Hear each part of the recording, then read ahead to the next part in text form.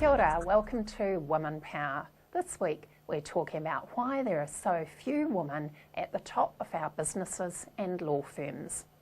The numbers of women board members and law firm partners in New Zealand remain pitifully small. Since 1993, more women than men have been admitted as lawyers, and women now comprise 61% of law graduates. But men still comprise 78% of partners in law firms. Just 36% of judges are women, and only 15% of Queen's Counsel are female. 80% of our Court of Appeal judges are men, and 79% of High Court judges are male.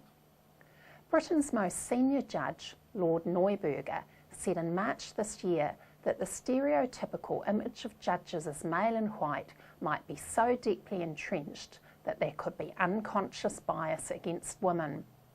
He accepted that there was a problem with lack of diversity in the higher judiciary and said he was keen to address it. The previous month, 3 new male judges were appointed to the United Kingdom Supreme Court, bringing it up to its full complement of 12 and meaning that only 1 of the 12 is female. The Oakland Women Lawyers Association has commissioned research into the low number of female partners in large law firms.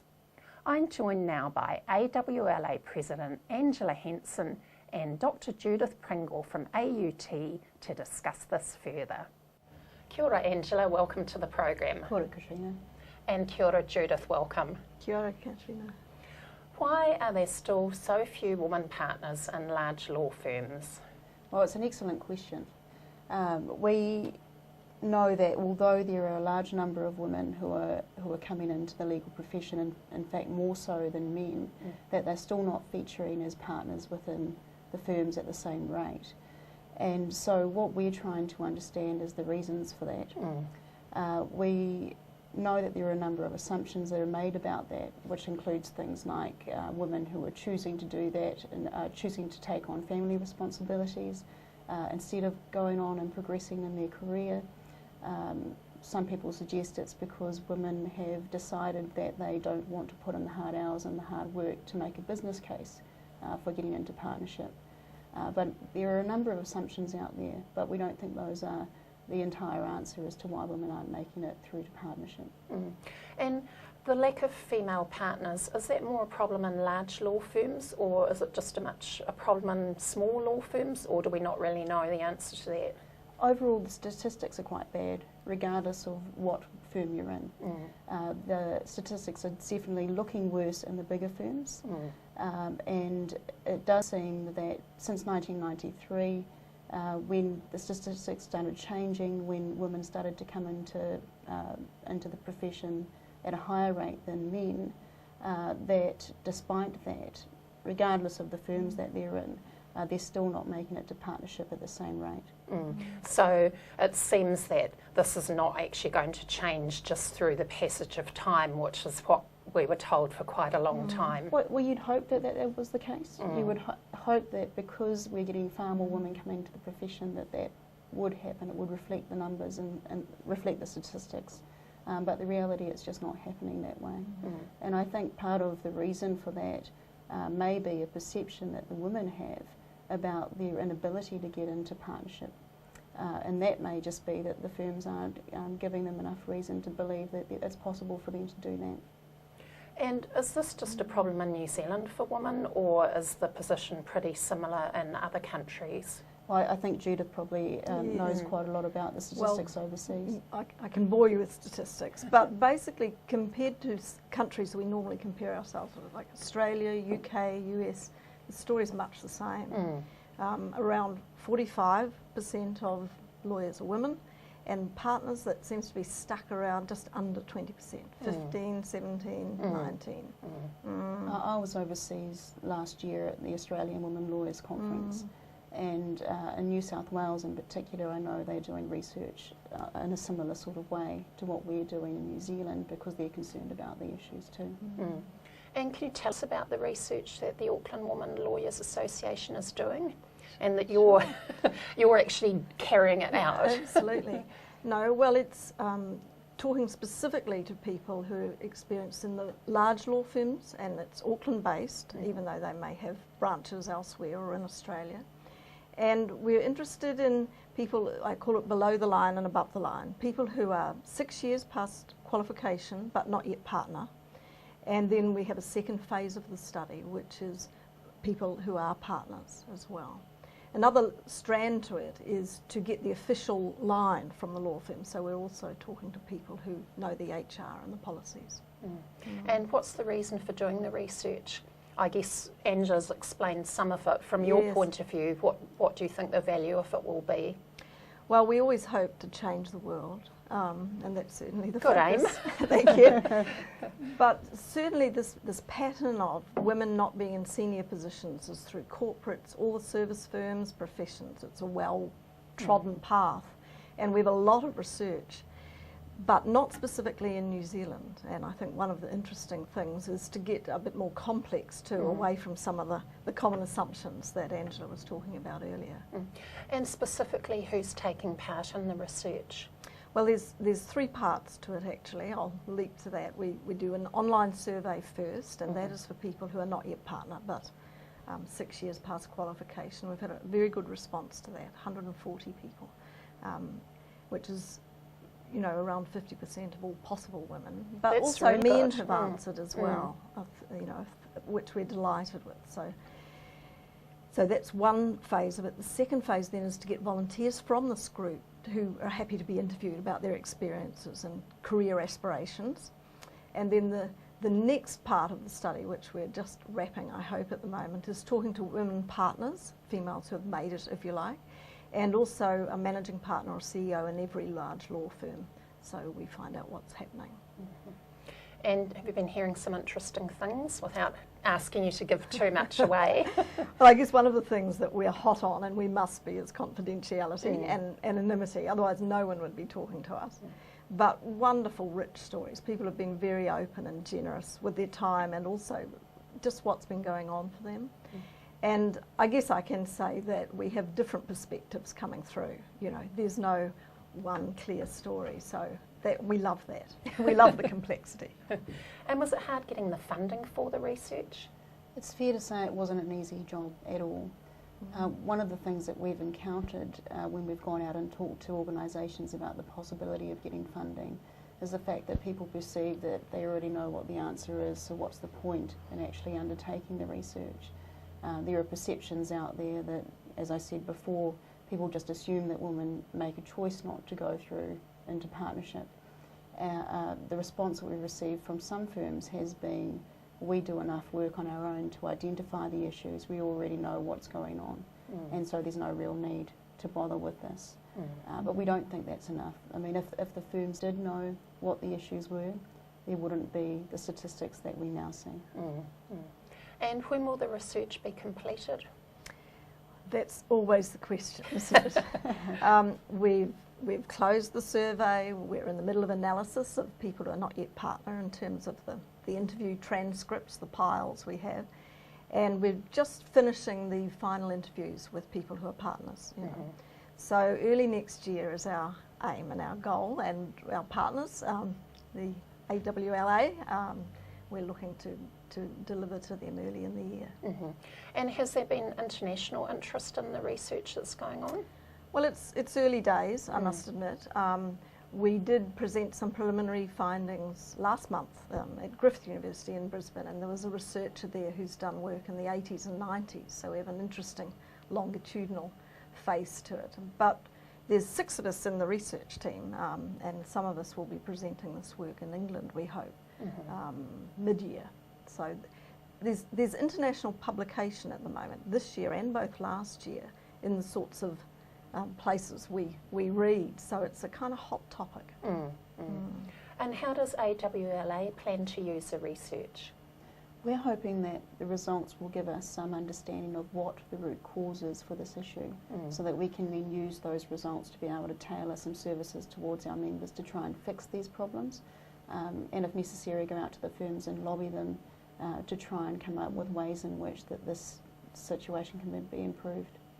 Because it's not just the lack of women becoming partners, it's also the huge number of women who actually leave the profession entirely that hasn't really been explored properly or dealt with, has it? That's right, and we're hoping that this research will help to identify some of the reasons for why women are leaving the profession.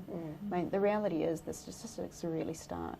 So we don't have, in terms of looking at the profession as a whole, we don't have as many female judges as we do men. Same is true of partnership levels and also with Queen's Counsel. So there really is a problem here. We just don't understand precisely what's causing it.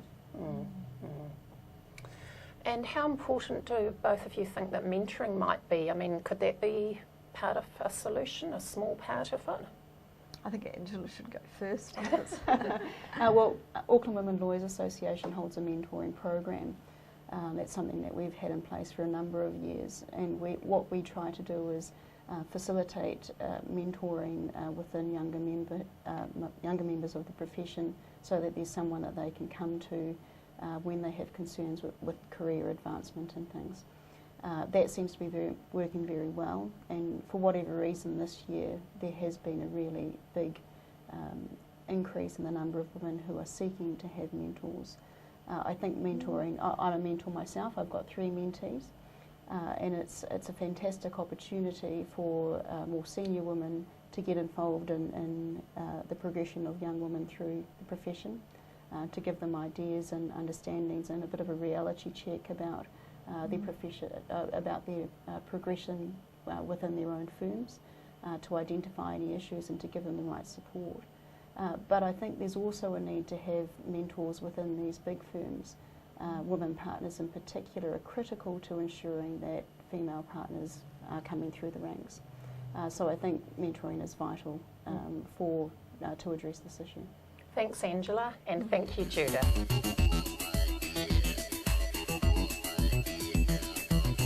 Now it's time for the Woman Power Fails and Woman Power Wins.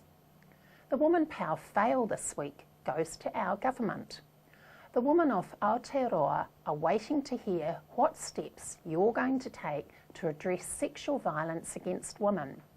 So far, there's been a deafening silence in terms of substantive action. We're not stupid. We understand perfectly well that the public comments which have been made by ministers represent just tinkering around the edges. There has been no announcement of a concerted plan or any major action, despite many reports with detailed recommendations still waiting to be put into force. The Woman Power win this week goes to Auckland mother Jessie Hume, who last week presented a 110,000 signature petition at Parliament calling for action over the Roastbusters sexual assaults and better funding of services for sexual assault victims in Aotearoa. Ms Hume's petition is unprecedented in New Zealand in gaining such a huge level of support in only 3 weeks. She is mother to a 14-month-old son, Ames, who accompanied her to Parliament. She's calling on Prime Minister John Key to act, describing the number of Kiwis affected by sexual assault as a national health crisis.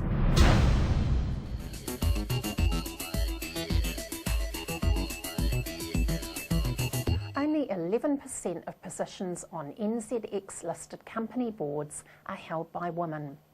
Once multiple directorships are removed, only 50 women actually sit on the boards. This means that the average number of women per board is 0.8%. 63% of listed companies outside Auckland and Wellington have no female board members at all. The 25% group is calling for 25% female directors by 2015. To talk more about this, I'm joined by Chantry, Durham and Deborah Chantry. Kia ora, Chantry, welcome to the program. Kia ora, Katrina. I'm Chantry, as Katrina says. I'm a lawyer, and I'm also on the board of a few not-for-profit organisations, including the New Zealand Shareholders Association. Welcome. And Deborah, kia ora, welcome to you. Kia ora, thank you very much for having me. Why are there so few women on New Zealand boards? Well, there are a number of reasons why. Firstly, there's the Old Boys Network that's still there and ripe. There's also gender stereotyping. So when we think CEOs, we all think, well, not us, but we think males. Also, there are higher competency levels for women as opposed to men. For example, women are required to be directors of boards, of previous boards, whether they be not-for-profit or private companies, before they can get on to publicly listed companies. If you look at the boards of publicly listed companies in New Zealand, a lot of them don't have that requirement, so there's higher competency levels for women to get onto boards. And are the numbers of women on New Zealand boards increasing or not really? They are, but it's very slow. I mean, I looked at some figures earlier on, and in 2006 there was about 7.13% of women, and in 2012 only 14.75%. So it's a very, very slow increase. And why is it important to have women on boards? I think it's about diversity as a whole, and I think that women offer a slightly different way of viewing things, a different way of approaching certain problems. And I think as a board it's really important to make an informed decision. You need to have lots of different viewpoints to actually help inform that decision. And also, if you think about it, from a board point of view, your customers are also very diverse. So your women are actually representative of who your customers are. For example, in the US, a study was done with 80% of women make the decisions on consumer products. So hence they say it's really important to have women on those boards because they make decisions. They understand the customer more in those environments. And again, as you mentioned, diversity of thought and experience. I mean, studies have shown that those boards that have women on their boards are good for governance, etc., etc. It's just a necessary thing to have. Absolutely. And what steps are being taken in New Zealand to try and increase the number of women on boards? In New Zealand, now I'm going to talk about the publicly listed companies here. Institute of Directors have, I think a year ago now, have introduced what they call, sorry, I've lost my train of thought here. I'll have to go back on that one. They introduced a mentoring for diversity program. That's right. The mentoring, which is modelled off the Australian model. And what happens there is that they choose, or women have to apply for that, but they have to be women that have already had board experience. So the level's quite high to get into it, and they're mentored by publicly listed company chair or other senior directors. So they must be directors. So the level's quite high to actually get onto that mentoring scheme. And then there's the 25% group that was formed in July last year, and they're very, very active, and what they're trying to do is get 25% women on boards by 2015, I think. And there's Ministry of Women's Affairs, which is for states. They keep an eye on the state sector boards as well. And those are the few things that have been happening in New Zealand. And there's a few more informal ones as well, like Professional and Women on Boards, and they're all about the support and the networks for women. And I think one of the key reasons we don't have as many women on boards is that lack of self-confidence. We're perfectionists. We look at a job description and we say we don't meet it 100%. Should I really apply for this? Whereas men will go, I meet 50%, I'll apply for it. And so we need those informal support networks as well, where you can actually go and talk to other women in similar positions who can actually help you understand that actually you're a pretty smart lady and you should be doing this. And are we doing most of the things that are being done overseas to increase the numbers of women, or are there still some other things that we should be doing? There's obviously quotas overseas, and I think that's something that is being talked about over here. I see pros and cons in having quotas.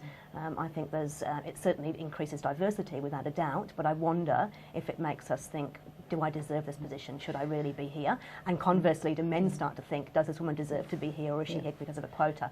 For example, NZX released their gender diversity rule last year. And that, to me, I see it as a quota system, because companies only have to report percentages. Year to date, at the moment, it's 11%. Their figures have just been released for November.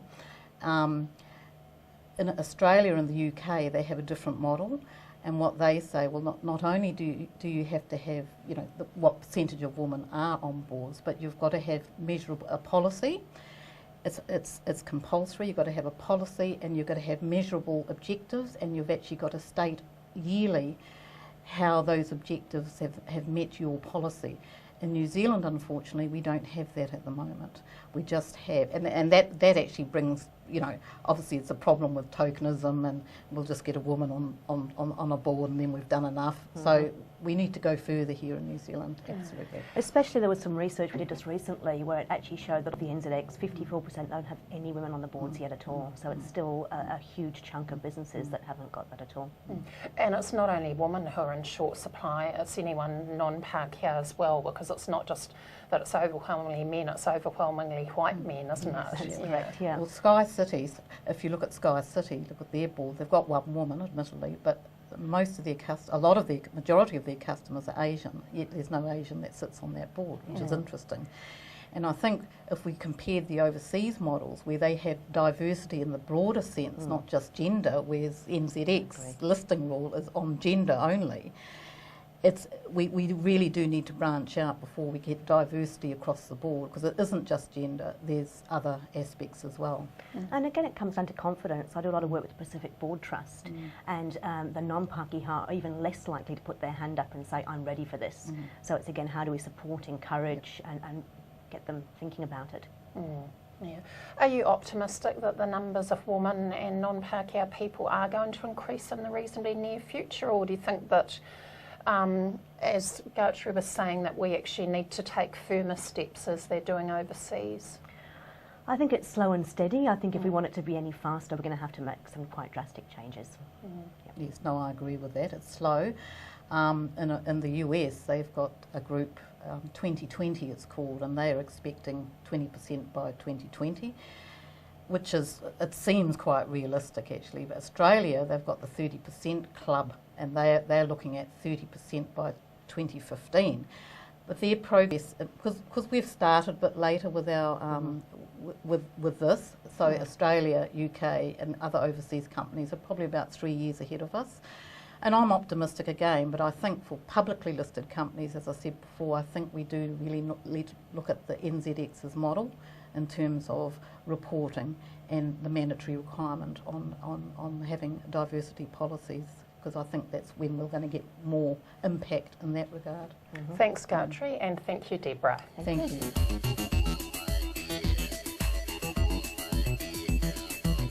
Now it's time for News of the Week.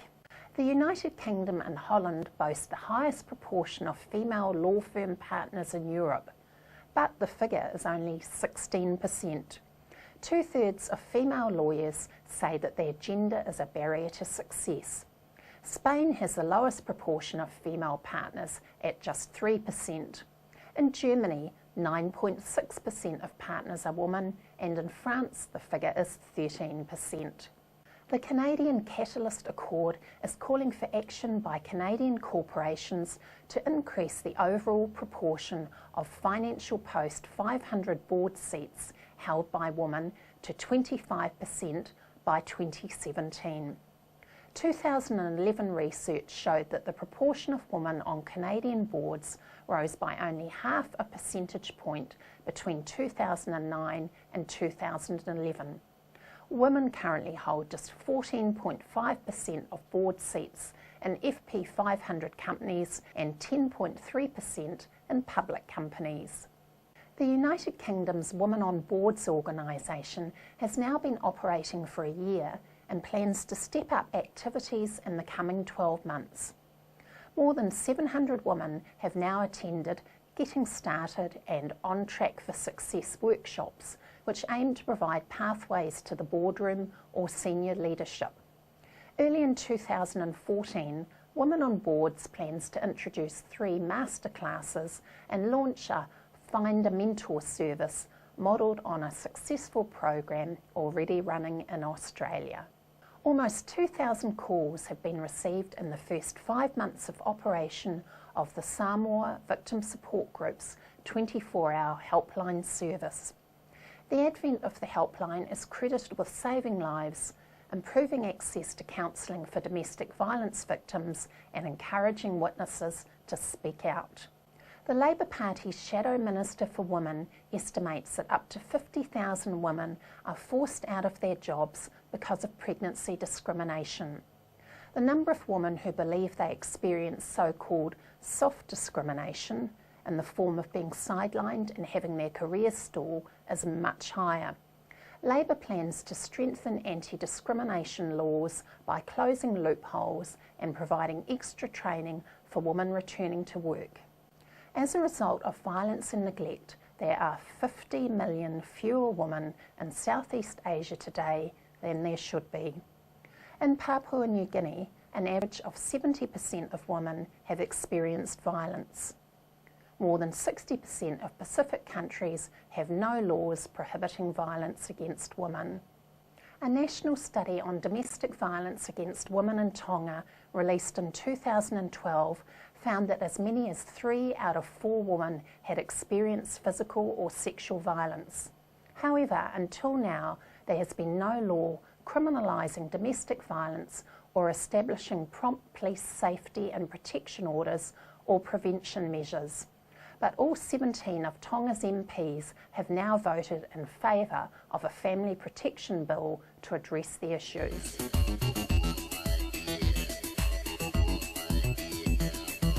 Now it's time for this week's 5 action points. Support the recommendations which emerge from AWLA's research.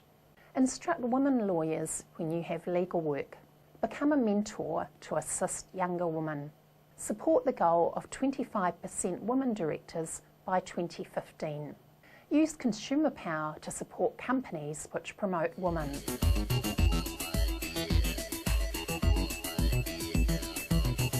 That's our program for this week. Join us next week when we look at the position of women in other countries and what the women of Aotearoa can do to help their sisters overseas. We'll talk to former Chief Human Rights Commissioner Rosalind Noonan about the work she's doing overseas.